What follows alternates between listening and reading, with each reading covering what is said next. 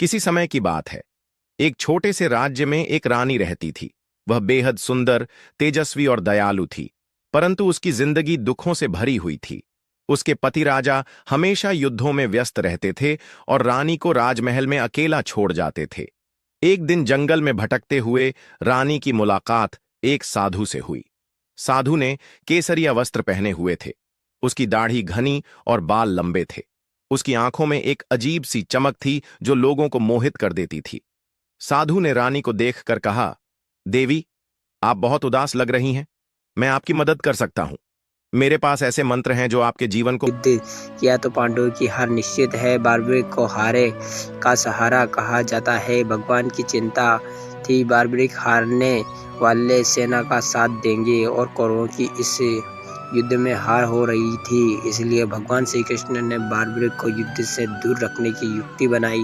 वेश बदलकर भगवान श्री कृष्ण अर्जुन के साथ बार्बरिक से मिलने पहुंचे। बार्बरिक युद्ध के लिए निकलने ही वाले थे। बार्बरिक के तरकश में 3 ही तीर देखकर ब्राह्मण का भेष धरे श्री कृष्ण ने उसका मजाक उड़ाते हुए कहा कि चुनौती दी अगर श्रेष्ठ।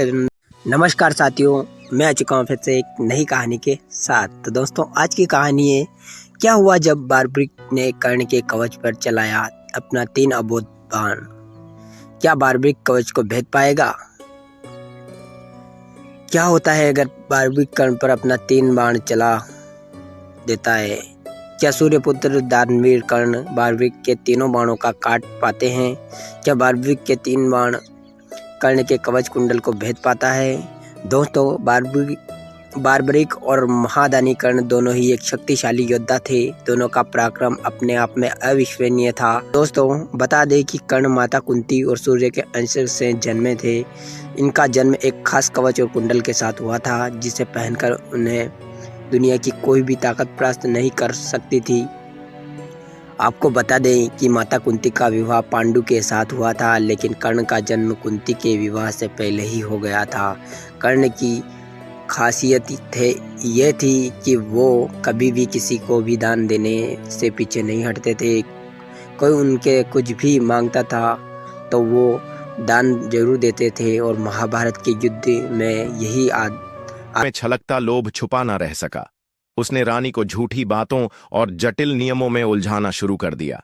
देवी, पहले आपको शुद्ध के लिए नदी में स्नान करना होगा। मैं मंत्रों का जाप करूंगा और आपको ऊर्जा प्रदान करूंगा, लेकिन यह क्रिया अत्यंत गोपनीय है। इसे कोई और नहीं देख सकता। रानी कुछ घबराई, लेकिन साधु की बातों में फंसकर उसने हामी भर दी। वह नदी की ओर चल पड़ी। साधु ने उसे लगातार भरोसा दिलाया कि यह सब उसकी भलाई के लिए है। नदी के किनारे पहुंचकर साधु ने रानी से कहा, आपके वस्त्र पवित्रता की प्रक्रिया को रोक सकते हैं, इसीलिए आपको इन्हें उतारकर नदी में प्रवेश करना होगा। मैं यहां मंत्र जाप करूंगा ताकि कोई बाधा ना आए। रानी को कुछ असहजता हुई, लेकिन अपने पति के प्रति प्रेम और अपनी बेबसी के कारण उसने साधु पर विश्वास किया। जैसे ही वह नदी में उतरी, साधु की आंखों में खतरनाक चमक और अधिक बढ़ गई। लेकिन तभी जंगल की झाड़ियों से किसी के पैरों की आहट सुनाई दी। साधु चौकन्ना हो गया। उसने देखा कि एक शिकारी वहां से गुजर रहा था। शिकारी ने साधु को ध्यान से देखा और उसकी हरकतों पर संदेह होने लगा। साधु ने शिकारी को दूर से आते देखा, लेकिन वह घबरा नहीं। उसकी चालाकी उसे बचने का रास्ता हमेशा दिखा देती थी। उसने तुरंत अपनी मुद्रा को बदल लिया और मंत्रों का जाप जोर से शुरू कर दिया, ताकि शिकारी को लगे कि वह किसी गहरी साधना में लीन है। शिकारी ने पास आकर साधु से पूछा, महाराज, यहां क्या हो रहा है? यह स्थान तो बहुत सुनसान है। आप किस लिए यहां हैं? साधु ने बड़े संयम से जवाब दिया, वत्स, मैं देवी के विशेष आह्वान के लिए यहां आया हूं। यह रानी माता है जो अपने पति के कल्याण के लिए महान तपस्या कर रही हैं। तुम अपने रास्ते जाओ, क्योंकि इस पवित्र स्थान पर कोई बाहरी व्यक्ति बाधा नहीं डाल सकता। शिकारी ने रानी को देखा, जो नदी के पानी में खड़ी थी और दिखने में घबराई हुई लग रही थी। लेकिन रानी कुछ बोलने की स्थिति में नहीं थी, क्योंकि साधु ने पहले ही उसे समझा दिया था कि यदि उसने पूजा में बाधा डाली तो उसकी सारी मेहनत व्यर्थ हो जाएगी। शिकारी को थोड़ी शंका हुई, लेकिन साधु के आत्मविश्वास और उसके स्वरूप ने उसे शांत कर दिया। वह सिर झुकाकर वहां से चला गया। साधु अब अपने आप में और अधिक आश्वस्त हो गया। उसने रानी से कहा, देखा देवी देवी मां। श्वास एक पल में गायब हो गया। कपट्टी साधु राजा गरजते हुए बोला, मैंने तुझे पहले भी चेतावनी दी थी, लेकिन तेरी कुटिलता इतनी गहरी है कि तुझे कोई सुधार नहीं सकता। आज तुझे तेरे कर्मों का दंड मिलेगा रानी, जो अब तक साधु के जाल में फंसी हुई थी। राजा की आवाज सुनकर अपनी चेतना में लौट आई। उसने धीरे धीरे अपनी आंखें खोली और राजा को देखकर राहत की सांस ली। वह कांपते हुए राजा की ओर बढ़ी और बोली, महाराज, मैं आपकी प्रतीक्षा कर रही थी। यह मुझे देवी मां के नाम पर धोखा दे रहा था।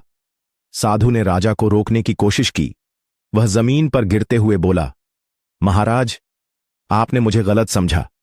मैं तो केवल आपकी रानी की भलाई के लिए अनुष्ठान कर रहा था। यह सब देवी मां की इच्छा थी। लेकिन राजा अब उसकी एक भी बात सुनने को तैयार नहीं था। उसने सैनिक को आदेश दिया, इसे पकड़ लो, इसे राज्य की जनता के सामने ले जाया जाएगा। ऐसे कपट्टी को सबक सिखाना बहुत जरूरी है। से हारेगा वो उसी की तरफ से युद्ध लड़ेंगे।